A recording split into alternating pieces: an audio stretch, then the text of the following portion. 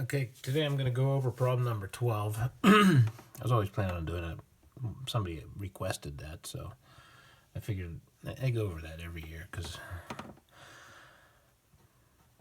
it's kind of a hard problem. All right, if you recall, this is the diagram for number 12. And we're going to start in this area right here. On the book diagram, they have what they show here, N1, which is a perpendicular to roof 1. Now that's given as 6j plus 12k. Now I've talked in one of the earlier videos what not having an I vector in there means. That means that this plane is parallel to the x-axis. Now I did a little bit of diagramming of that before, and how you do that is, we talked about that. I guess it's worth going over again. Remember, we traditionally draw the the x, the y, and the z. The y would be over here. I'm out of screen over there. So you x, y, z. But that's not the way things really work. Of course, you know that you've got x, y, and z. Now, the other day I was saying, if we take a look at this, just this section right here, and that's what we're interested in right now, I would redraw this picture having the y here and the z there. And what we would see is this. This section would look like that, and this is what we're looking for. Now, the normal vector here is given as 6i plus 12k. But I said the other day that it's probably better, and I called it N1A, to look at this as, I keep saying I, that's j. J plus 12k is 6j plus 12k. That would be j plus 2k. Because it doesn't really make any difference how long this thing is. It's just that it's perpendicular to that surface. All right, well, here, let me get this Post-it note right here. And this will be the plane that I'm going to talk about. All right, there's the plane that we're talking. And here is the x-axis. Now, you probably, I look back at that video, and it doesn't look too bad, really. This axis is coming, it's perpendicular to the plane. The YZ plane is the x-axis, and this plane is parallel to that axis. Now, I did say to you, give some thought as to why a vector without an I component is parallel to the x-axis. Think about that. That if you got a perpendicular, this is perpendicular to the x-axis, as is that perpendicular to the x-axis. Remember, this thing's perpendicular. This is the axis. It's perpendicular to the axis in both, the y and z directions. So this plane that contains that roof is parallel to that axis. Okay, well, how do you find that equation of that plane? Well, remember that if the normal vector, and I'm going to use the smaller vector here, not the bigger one, because it makes it easier, okay, is j plus 2k, then we're going to have an equation of the plane that looks like this. 2y, or pardon me, y plus 2z is equal to some constant d. Well, what is that constant? You find that by using a point that you happen to know is on the plane.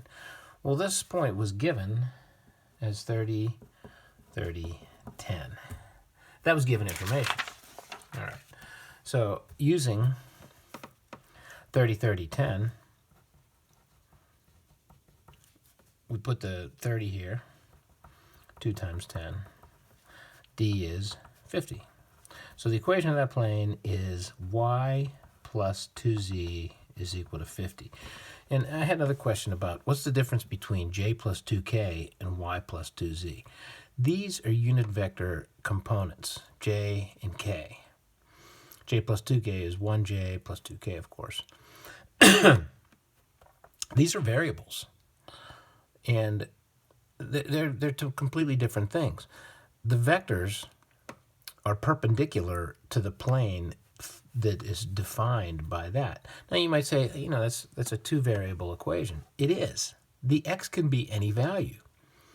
You can as long as the y and the z satisfy this relationship, pick an x, any x, and it's on that plane.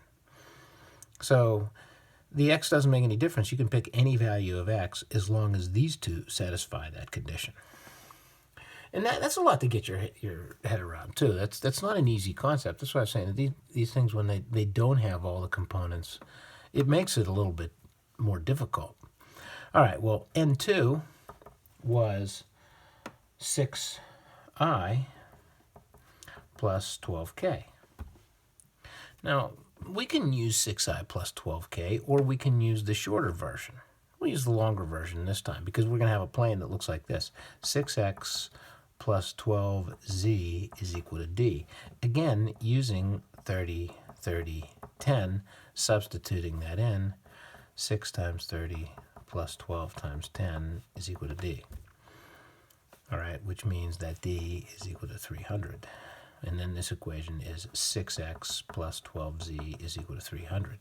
Now, what I could also do is, since every one of these numbers is divisible by 6, you know that from your work with lines, that you can just divide it down, and it's still the same plane. So this could be divided down to x plus 2z is equal to 50. All right, so those are the equations of the plane. That was part 1. Or part A. Part B, let's see here. What did it ask for?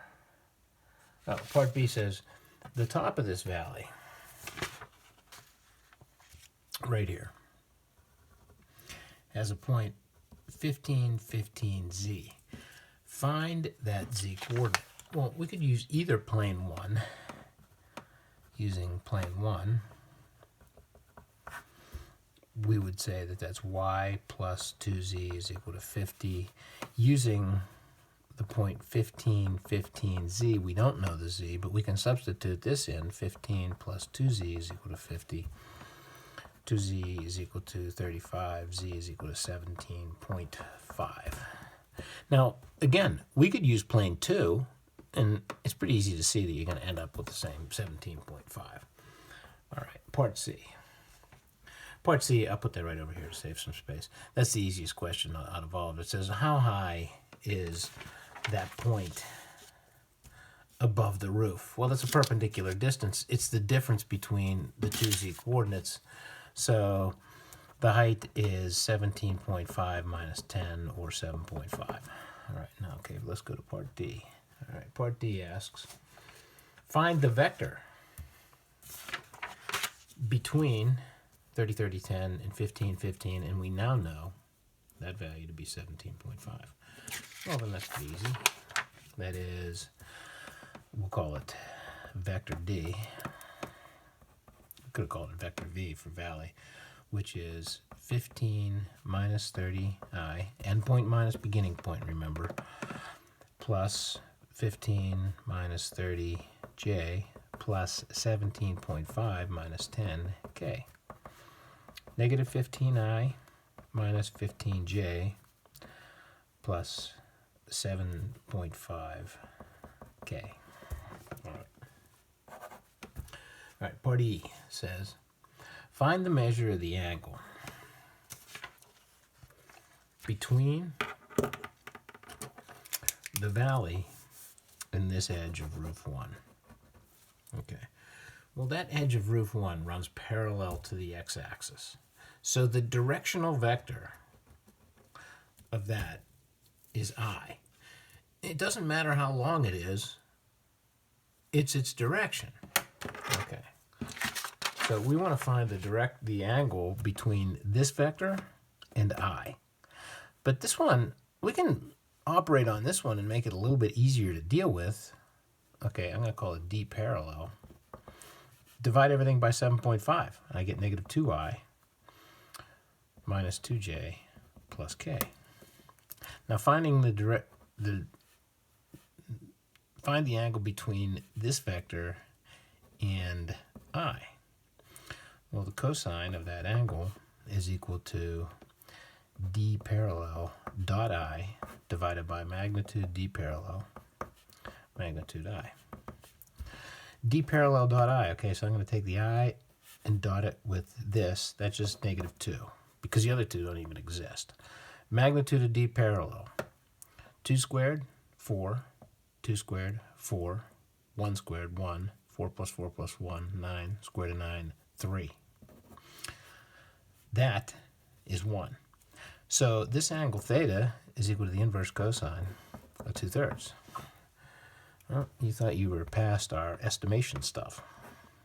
Well, you thought wrong. Okay, here's your cosine graph, principal branch, remember. -2/3, I should say. Between 90 and 180 is where we find these negative values of the cosine.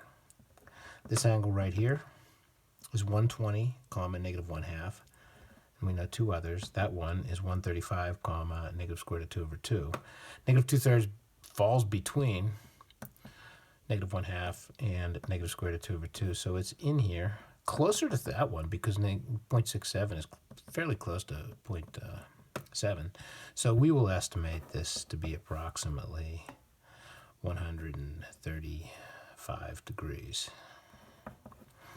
And it's pretty close to that, actually. Let me see. I have the number here somewhere. 131.8. Okay. Part F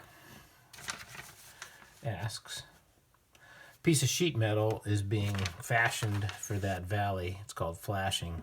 That's pretty easy. That's magnitude D. Now, you cannot shorten D for that purpose because you need to know the actual length. So that is the square root of these things all. You square that, and square that, and add it up, and take the square root, and the magnitude of D is 22 feet 6 inches, 22.5 feet. And I'll leave that as an exercise to the student, figure out why that came out to be a number that wasn't irrational. And G asks, find the angle between the two planes themselves. All right, now to find the angle, we'll call this one alpha. That's the inverse cosine of n1 dot n2 divided by n1, magnitude n1, magnitude n2. n1 dot n2. Well, here, let's write that down. So n1, and we'll use the easy ones, and why not? Use the simpler versions. Okay.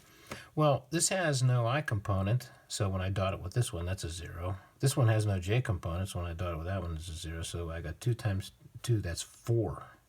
So we're going to take the inverse cosine. The dot product is 4. Magnitude n1, we already figured that one out. Or no, we didn't figure that one out. That's if I square this, that's 1. Square that one, it's 4, so that's a square root of 5 times square root of 5. Okay, so we're going to take the inverse cosine of 4/5. All right, well, let's look up here. Where's 4/5? That's 30, comma, square root of 3 over 2. This is 45, comma, square root of 2 over 2. Between 0.866 and 0.707, we find 0.8. So this is somewhere between 30 and 45. Probably about closer to 35.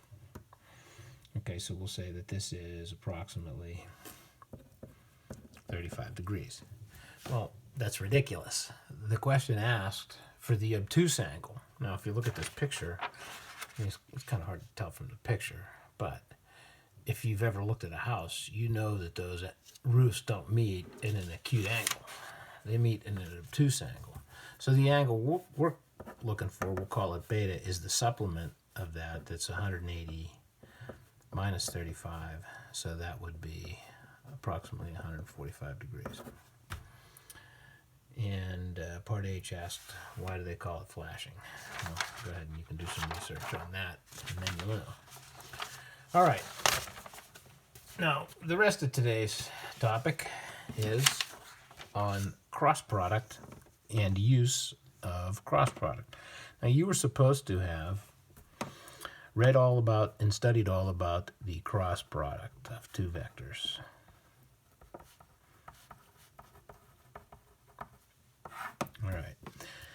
And here's the definition. I take the cross product of A and B, and it's the vector product of two vectors. Now it comes in two pieces. The magnitude of this cross product is equal to the magnitude of A times the magnitude of B times the sine of theta. And the direction follows the right-hand rule. Now, we talked about the right-hand rule the other day, okay? And just as a reminder, if we have vector A and vector B, the direction of the cross product between the two of these, and that's the angle theta between them, is when they're tail to tail in this definition. The way you do the cross product is you take the fingers of the right hand, run them along A, and curl towards B in the direction of the cross product is in where the thumb is pointing. Now, A cross B then is out of the paper. B cross A is into the paper.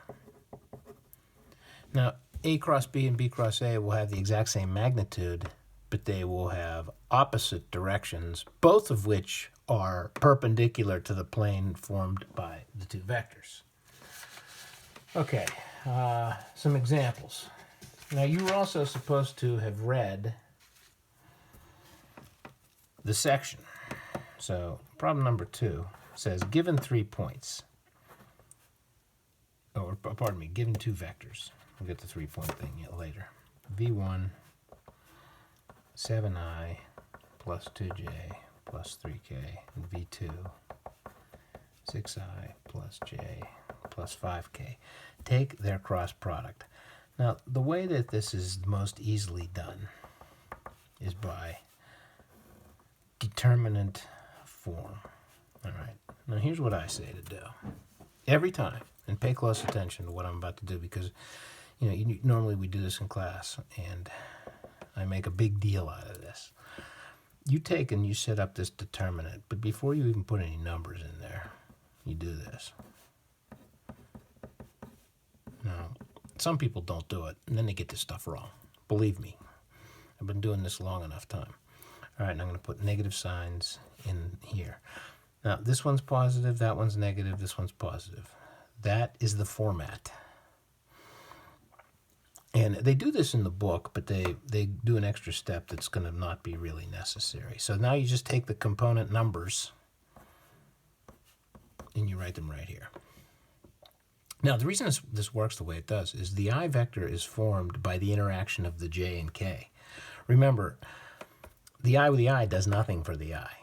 Because of the direction of the cross product, the angle between them 0 and the sign is 0, so it does nothing.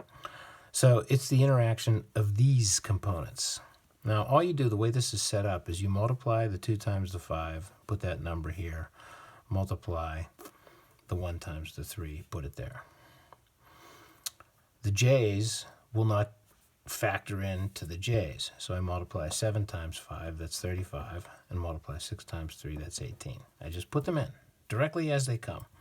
The k's are formed by the i's and the j's, 7 times 1, 6 times 2. All right, now I just have addition and subtraction.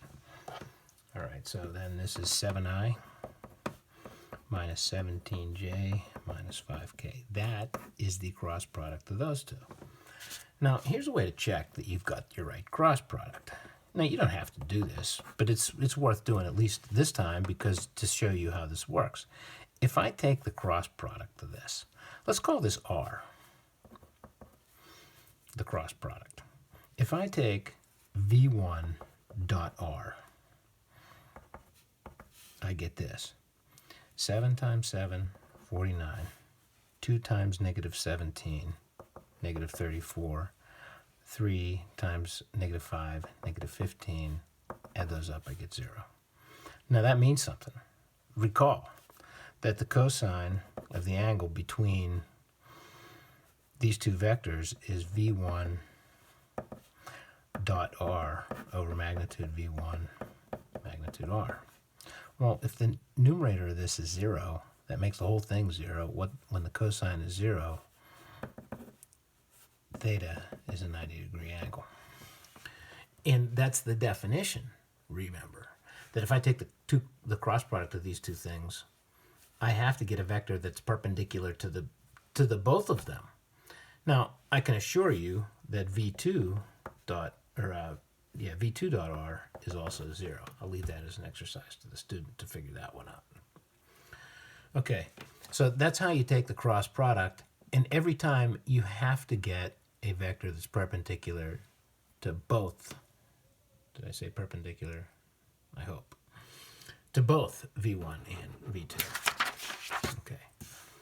Now the next question is problem number 10. It says, given point A, point B,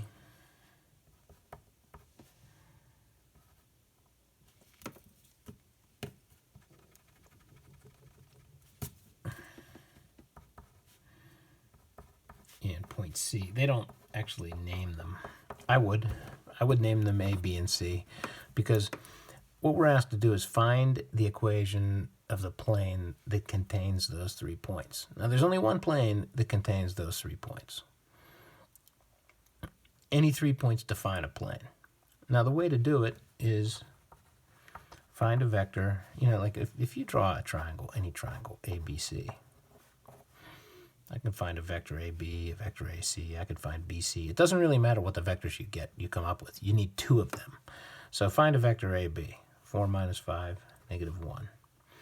Negative 2 minus 7, minus 9. 6 minus 3, positive 3. All right, vector AC, n minus beginning. 2 minus 5, negative 3i. Negative 6 minus 7, negative 13j. And 1 minus 3 minus 2k. All right, then we take AB and cross it with AC. Again, we're going to do this. I, J, K. Before we do anything, we set this up. You're asking for trouble if you don't. Now put your numbers in. 1, negative 9, 3, negative 3, negative 13, negative 2. Systematically, negative 9 times negative 2, positive 18. 3 times negative 13, negative 39. Write them in. Don't try to change signs or anything like that. You're just asking for problems. Trust me. 1 times negative 2, negative 2. Or actually, this was that was a negative 1. Okay, see? Easy to make mistakes. Negative 1 times negative 2, positive 2. Negative 3 times 3, negative 9. Negative 1 times negative 13, positive 13. Negative 3 times negative 9, positive 27. All right, 18 minus negative 39, 57. 2 minus negative 9, positive 11, but this is 11, so that makes that negative 11. 13 minus 27, negative 14.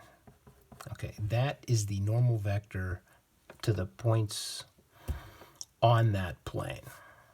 All right, now the plane itself is found 57x minus 11y minus 14z is equal to some constant d. Now you need a point. Well, we have 3 points. If we use point A, we get this. 57 times 5 minus 11 times 7 minus 14 times 3. That will turn out to be 166. Test it by grapher. If we use B, we get this. 57 times 4 minus 11 times negative 2 minus 14 times 6. That will turn out to be 166. If we use C, we'll get this. 57 times 2 minus 11 times negative 6 minus 14 times 1, that will turn out to be 166. You have to get the same number here every time because all three of these points have to satisfy that condition. All right, so the equation of this plane is 57x minus 11y minus 14z is equal to 166. Okay, now we got one more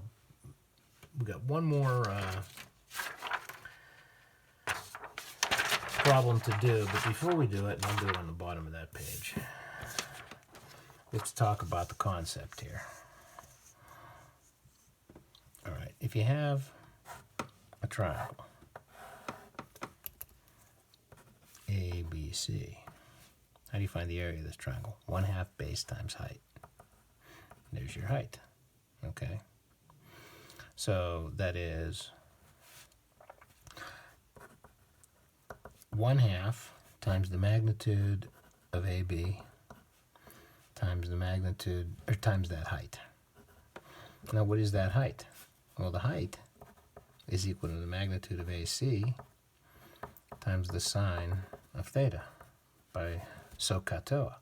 So this area is 1/2 magnitude AB, magnitude AC.